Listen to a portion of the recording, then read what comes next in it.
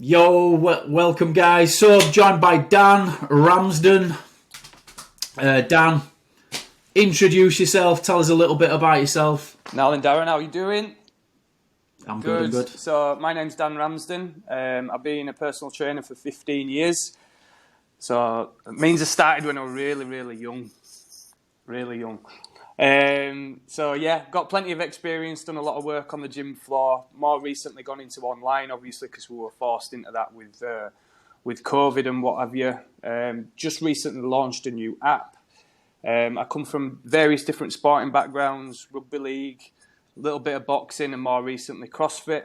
I'm really passionate about all things health and well-being, mindset, nutrition, sports performance. That's me. I live it, I love it, and I love to teach it. So Dan, when I first worked in a gym, which was obviously a while ago, you down at Fitness First, so that's where obviously we first met. And kind of there was you, James Walker, Ricky, and obviously you were some of the guys that kind of inspired me to become a PT. You know, at that time I'd been travelling and I was, I'd done 6 months of partying, and I came back a rather larger man, 17.5 stone. I just kind of fell into working at Fitness First, and it was on reception. And obviously, like I said, that's where obviously we met. And I think you just stopped playing rugby at that point, is that right? I got a bad injury, so I was forced into it, really. The two didn't add up. I was, trying to start my business as a sole trader PT, going into it full time, and I had a broken leg. So it's like, I have to stop. I can't do this. Recently found out around that time that my partner was pregnant with his first child. So it was like, I have to put myself on the back burner now. Although I loved playing, you can't really get through any particular season of rugby without getting hurt. So, I just had to put myself to one side and focus on the business. So, I stopped playing at 24, but then I picked it back up last year at 38. So I was one of the oldies then. And you can never quit the sports, can you? I just love playing. I love to challenge myself. It's something that I'm an advocate of doing, and I put that out there. That's one of my messages. What are you doing to challenge yourself? So I have to, kind of lead by example if that's what I'm putting out there. So, it were another challenge. I didn't think I could get through it. I didn't know what I was going to be like. Thinking, can I do this again? It's been a long time. So going back and going again was very different. I'm not going to lie. Wasn't the same player that I used to be. But got through it okay. A few bumps, few bruises. Got Players Player of the Year. I'll take that. And then... Who did you play for? Amateur. Amateur, I played for West Bowling, and that's who I went back to play for last year. So And you're still doing that now? No, I've stopped now. That's it. I dipped my toe in. I played the season. I said that I'd commit to the year. Yeah. And I've got so much going on with my online work and now my recent app. And look, there's lots of different elements to my business. So, I need to get my head down and focus again and not just... I can't just keep rolling that dice. Do you know what I mean? Like, if you keep putting yourself out there, there were quite a few bad injuries with the lads that I were playing alongside. Dislocated shoulders, dislocated knees, broken ankles... and it's like, I can't keep doing this. I can't keep running the risk, you know what I mean? So although I love it, it's an absolutely superb sport, but it's crazy. So who did you, when you was playing full-time initially in your younger years, who did you play for? What teams did you play for? Bradford, when they were in the heyday, and Huddersfield. I had a spell at Keighley. I had a spell at Halifax. So I'd been around a little bit. Played at various different clubs, learnt a lot about myself as well, and how to physically challenge myself, and that's where I got my love for sports performance and for sports fitness and training. And then off the back of that, that's what drove me to become a PT then. So, I figured that was the best path for me. It was something that I was genuinely always passionate about doing. I'd always trained regardless of the sport. So some lads just like to turn up and play the game and then that's it. Whereas I wanted to treat it a little bit more professionally. I wanted to treat my body in the best that I could. be one step ahead, if you like, and do my best. That's what I always try to do.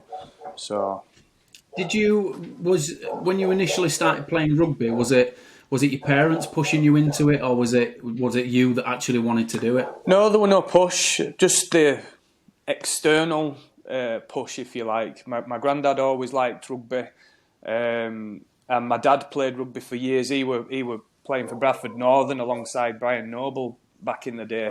If anyone remembers Nobby and Ellery Hanley and some great old school players. So there were no push there. It were just I was playing football as a 9-year-old, and I just decided I didn't want to play football anymore. And I was like, Dad, can you take me play a game of rugby? So we're like, yeah, of course I will. And then that way, I just never looked back after that. From 9 years old onwards, that were me. It was just all rugby through and through. Yeah, so it must be in your blood. Absolutely, then. Yeah, crazy blood. So it's obviously you've trained at this professional level, and you've had that motivation to obviously. How do you? So kind of when you, like, for instance, myself, like, obviously my background's martial arts. Every time I train, it's attached to a goal. So you start kickboxing, you've got a grading, then you've got another grading, then you've got a fight, then you've got more gradings, then you've got more fights. So in terms of kind of like pushing yourself and keeping yourself motivated, do you do what I do, which is I attach my training to a goal? So now I'm not doing martial arts. I sign up for stupid things like 50-mile ultra runs and 20-mile, rat race, mud runs and things. If I don't do that myself, I kind of struggle to train hard. So I always, because of my background of martial arts and this goal attachment, I keep doing that now, even as an older man. How do you keep yourself motivated? How do you keep yourself driving forwards and pushing yourself? I'm going to presume it's a very similar thing to myself. It is, because you can get stuck in the mud, mentally, if you have no direction. So it is important to attach it to goals, like you say. And that's why I've gone more down the CrossFit route, because it is very highly competitive. There's elements of skill to it. There's lots of things to learn. So once you get good at one thing, another plate will fall off. So it keeps you intrigued. It keeps you interested in doing it. You've got to move better. You've got to be fit. You've got to be strong. So that just sort of keeps me locked in and keeps me interested.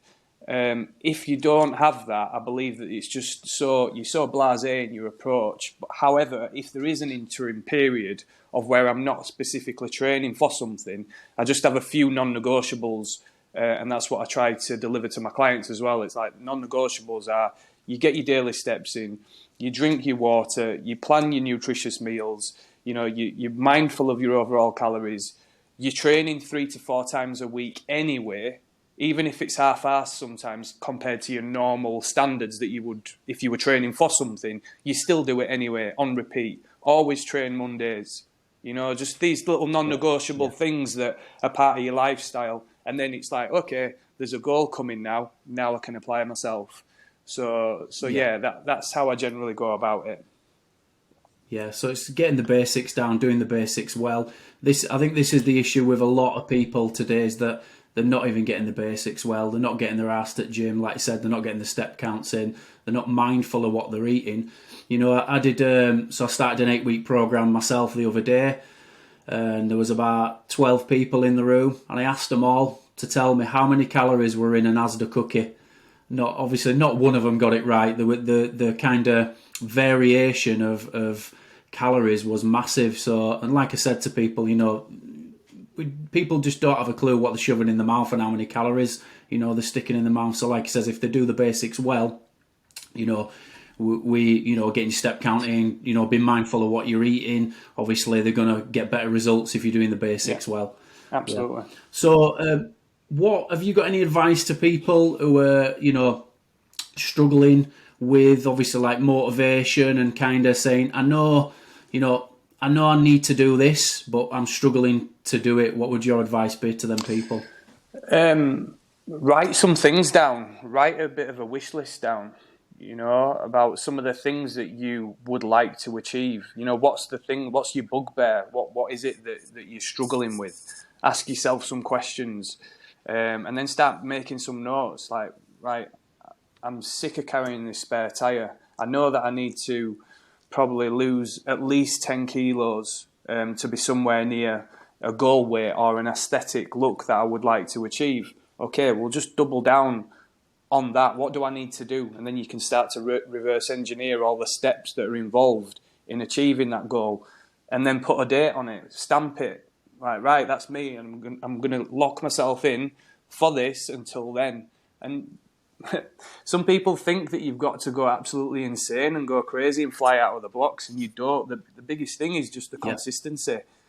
You've just got to be very consistent. So do things. My biggest advice is just to do things that you feel comfortable with doing it on repeat over and over and over again. Even if that means for the first couple of weeks or a month, you just get your ass into the gym. Even if your sessions are a little bit lackluster, it's not ideal, but you're in the gym and you're making that effort to get there. You've got a ritual of getting your kit bag ready, putting your trainers on, driving there and doing something, and then you can start to build off the back of that. Because this is a lifestyle. It's never going to go away. It never ends. You don't reach the peak of something and then that's it, you've completed the game. Boss level, 10, done.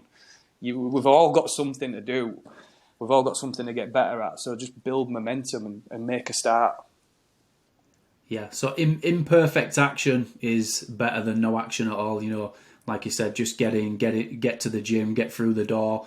You know, fill your kit bag up, get yourself there. Yeah. So obviously, moving on to kind of like you're pretty shredded. Thank you. Likewise. What is your, have you always been lean? Have you ever been fat? You know, how many times do you train a week? What's your kind of training schedule look like? Talk to us about that. I've not always been lean. I had a bit of puppy fat on me in my 20s, you know, when you're going out and boozing a lot and, you know, you don't really know yourself and you don't know what you want from your life. So there were a lot of, poor nutritional choices, weekend binges. Although I was still fit, I was still quite a fit lad because I was playing rugby around those times, but I wasn't in aesthetic great condition. And I wasn't particularly healthy. I was just sort of treading water and I was fit enough for purpose. I was fit enough to play rugby, but you can still hide in rugby at times. It's not like martial arts. You know what I mean? I'm a lot fitter and healthier now in my 30s than I was in my 20s, for sure. I wasn't always in shape. It was the death of my mum that really sparked an interest in living a more healthy life. There wasn't enough answers as to how she got ill and what happened, and it bugged me. And I was like, I want to know more about it. I want to know more about cancer. How do you get it? What's the script here? Because we didn't know at the time. It's a long time ago. It was 16 years ago. So I started to delve into a little bit of research, looking on YouTube, booking myself onto more courses. I wanted to know more. And then off the back of that, I was like, well, this is dumb if I just ignore it. So I just started living well. And then as a byproduct of living well over longevity, you know, you end up in good shape. So that's my prime focus. It's a life thing. You know, I don't particularly aim to be in shape for anything in particular. It's just how I want to live my life. Yeah. So how often do you train? You know, what's your training schedule look like? You know, are you doing CrossFit 6 days a week for an hour, or how does that look like? No, I can't recover in time. That's one thing that I'm finding I'm struggling with more. And now at this age, being 39, I'm not what I was in my youth, you know, and I want to train. That's the thing. It's annoying. So I'll be lucky if I get 5 sessions in a week, but more often than not, it'll be 4. But when I do, I'm going pretty hard. I'm lifting to my potential. Set 1, I'm lifting well. You know, I don't tease my way into it. And if I'm doing 5 sets of 5, I don't just lift well on my last set. I lift well straight away. So when I'm pushing myself, I know that I need to get my recovery right too. So it's probably 4 most weeks. Of recent times, it's notched up a gear just because I've got a comp coming up. So I'm doing a little bit more practice work on some of the movements that I feel that I'm going to get in the comp. But it's not out and out hardcore training all the time. It's learning skills, it's moving better, it's spending more time on mobility and yoga and stretching and, you know, working on my hip mobility. That's one of my struggles, hip mobility and ankle mobility. Well, and shoulders, because I played rugby. So yeah, so it's working on those things as well. It's not always like hardcore training, it's just skimming around things that I know that need to be worked on. But you're doing plenty of movement. Obviously, you mentioned yoga and mobility, so you're not having days where you're doing nothing. No. You're still working on something each day, pretty much. You know, whether it be going for a walk, whether it be doing yoga and some stretching and some mobility, you're keeping active every day, pretty much. 7 days a week, there's always some kind of activity, always. But my training is 4 times a week, where I'm going at it and seeing what I can do. Yeah. And moving on to nutrition, are you still a vegan? No, I only tried it. I did 30 days. Yeah. I thought, right, there's a big push here around veganism. I want to see what it's about. You know, I watched a couple of documentaries that sparked my interest. You know, and obviously I know about the scaremongering and their bias towards what they're trying to do. You know, that the thing is that the message is still quite good, but I know that isn't the way. I knew after about 15, 16 days, I thought, I can't do this. This is not any way that I want to live my life. It's very restrictive. I was very bloated because I was trying to get my protein intake via like beans and pulses and seeds and things like that. My fibre content went through the roof. My training performance started to dwindle a little bit. I lost 10 pounds of weight that I didn't want to lose. So I knew it were, you know, a means to an end. But I learned a lot about it within that time. That's the thing that I always want to test run things. I don't just want to read about it. I want to experience it, so that if anybody does come to me with these intriguing questions about certain dietary protocols, I know that I can offer something rather than just what I've read through a textbook. So yeah, no, it's not how I would like to live my life. I know that there's better nutritional choices out there. We're meat eaters. We've got these teeth for a reason, and well, frugivores would say they're for fruit. What kind of fruit? Well, I don't know. They got apes and gorillas. They've got canine teeth and they don't eat meat, but obviously they do. They do eat meat, especially chimps, the hunt and stuff. But for me, I fucking hate veganism. I think it's bullshit. I don't hate it. I respect the people that do it. I understand why they do it. But you should never get your nutritional information off Netflix. No. You know, places like that. You know, to me, I'm a simple man. And if I pick you up, you know, if we put a lion in this country, if we took a lion out of the zoo and chucked it in the British, you know, in England, it's going to find its own food. You know, it's going to eat people, sheep, cows, whatever. You get a camel, you take it out of the zoo, it's going to find its food. It's going to find the vegetation that it wants to eat. Now, if you pick a human being up and you throw him out into the wilderness, in other words, away from modern society, what is he going to eat? He's not eating one of his 5 a day or his 5 a day. There's not enough fruit and vegetables. You know, like people would say, well, you know, if you picked a person up and put them in the jungle in the most remote place ever, I'm a proper, you know, Naked and Afraid, Ed Stafford. I watch all these programs. Not one of them people can survive without eating meat in the wilderness.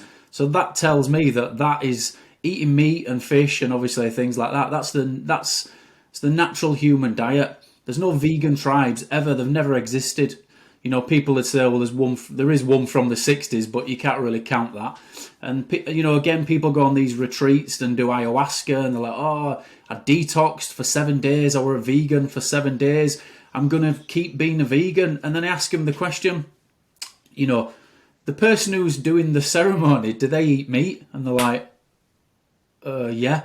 I say, yeah, they do. They go in the jungle, they hunt down an animal, they drink its blood, they eat its warm beating heart, and these are the most spiritual people on the planet. So you got these, sorry to Karens, but you got Karens who are doing yoga in offices thinking that they're spiritual. You're never going to be more spiritual than a shaman in the jungle. These people are the most spiritual people on the planet. They drink blood and they eat the beating heart of animals. Again, a human being in the wilderness cannot survive without eating meat. So for me, it's not the natural way to eat. So that's how I sort of think about it. But then obviously we can go into the the lack of nutrition and blah blah blah. Vitamin B12 shots and all that shit. But I just can't. There's ways around it. But I don't want to live with ways around it. I don't want to supplement things. I want to live a free life as well, where I'm not watching over absolutely every single thing that's in everything. Oh, is this plant-based only? Do you know what I mean? And I'd still eat plant-based meals. Don't get me wrong. There's nothing wrong with that. And that was one thing. What I was swaying towards a bodybuilding diet before, and my protein intake was too high. I was eating too much. So reducing that helped. That were a benefit to me, because I was consuming too much meat, too many eggs, too much fish, because it was just constantly, a bodybuilding. What's too much? Why do you think you're eating too much? Based on my activity, based on my urine, based on sometimes my breath, sometimes my eyes. I think your body's always giving you data of some sort, your breath, your tongue, your oral health, everything about it. And I knew that there were certain things that were a bit off, but, and I started getting my bloods done. My kidney function was slightly out. So, doing that were a valuable thing, because it made me realise that actually, no, I'm consuming way too much here. We're having in some cases 300 grams a day, which is far too high. Were you consuming shakes as well, protein shakes within that amount? Yeah. How many a day? Like 2 a day? 1 or 2 a day. Yeah. But, I'm an advocate of having protein with every meal, but it with the dosage. The dosage is the poison with whatever it is that we're consuming, So if you're having too much or too little, it's not going to be great. And then going from one extreme to the other, having too much and then not hardly having any. So I was struggling to scrape 100 grams on a vegan diet. And then, I'm deficient in amino acids, I'm deficient in iron, I'm deficient in vitamin B12. I was having too much daily fibre. So, I knew it weren't going to be the one for me, but I wanted to try it. I wanted to see what it was like. And that was the thing. I'm a very curious person, and I'm like, right, okay, I'll give it a go, and I'll give it my best shot, and I'll do it properly. And I did it for 30 days. And even when I knew it wasn't going to last, I still said I'd do it for a month. So I did. And then I reported in how I was feeling and what I experienced. So it's still a valuable thing to do. Yeah, commitment. That's nice. the one.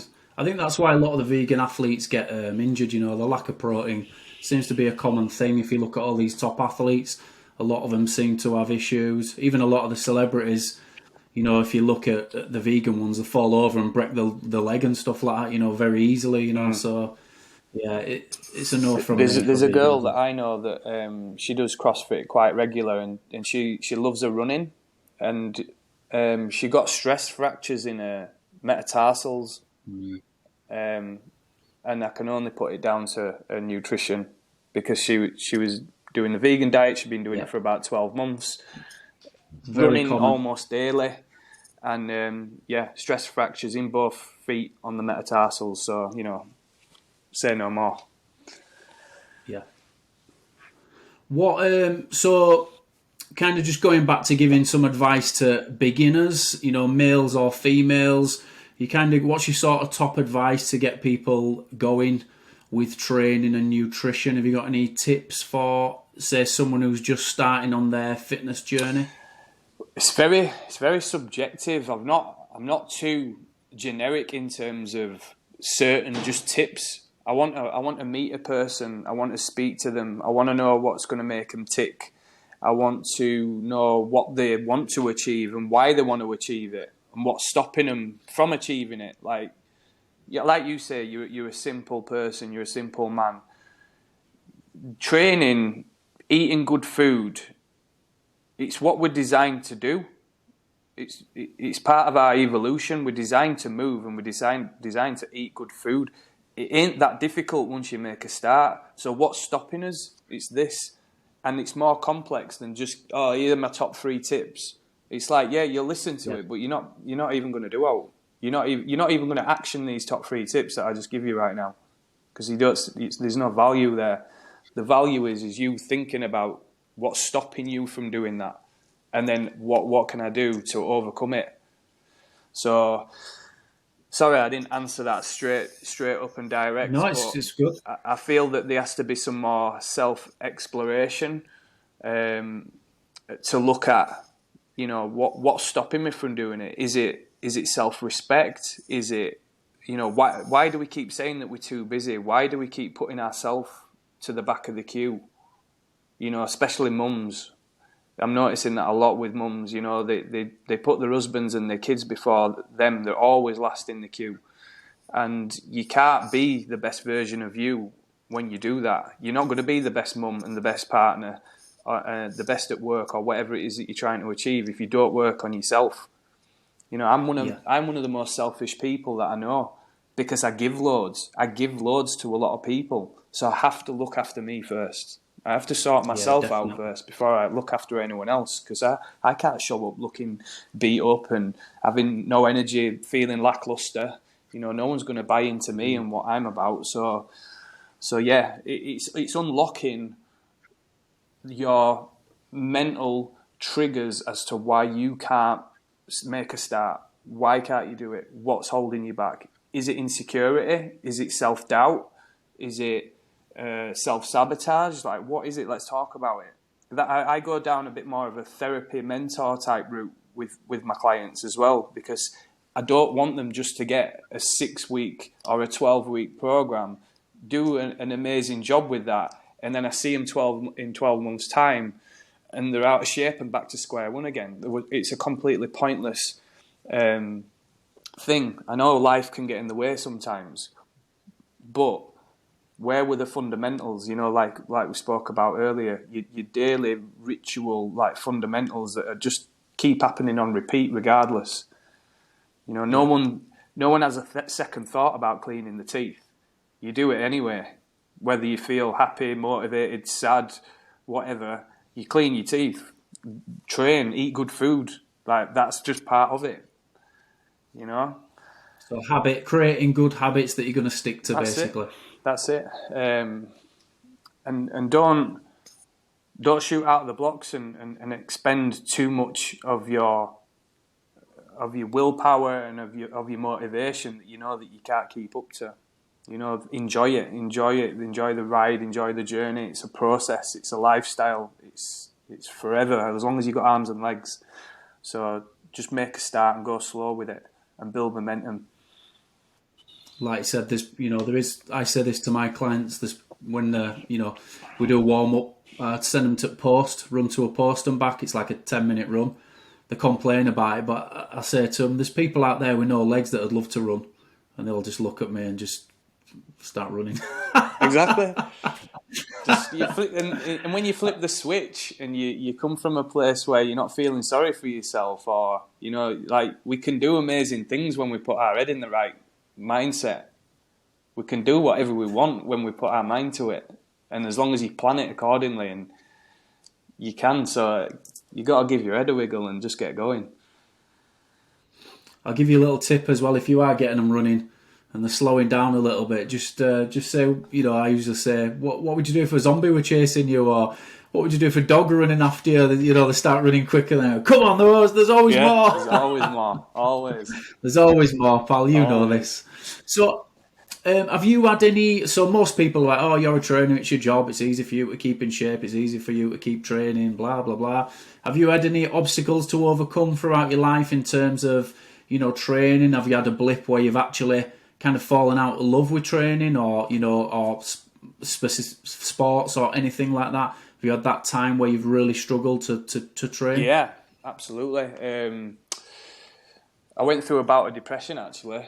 I was married, been in a 10-year marriage. We'd been together 12 years, raised 2 beautiful kids. But I became kind of one of those people that I've just described, where I was putting myself to the back of the queue. There were codependency relationship, and it was sending me sort of on a downward spiral mentally, and I ended up in a pretty bad spot, to be honest. And then I wasn't training anymore for aesthetics. I wasn't I wasn't trying to look good for other people, So I was like, why am I doing this? I'm not playing sport anymore. I'm not playing rugby. I've not boxed in a while. I have no goal. I'm just trying to motivate other people, and I'm one of the most unmotivated people right now, And I was struggling, but I still did it anyway. I still did it.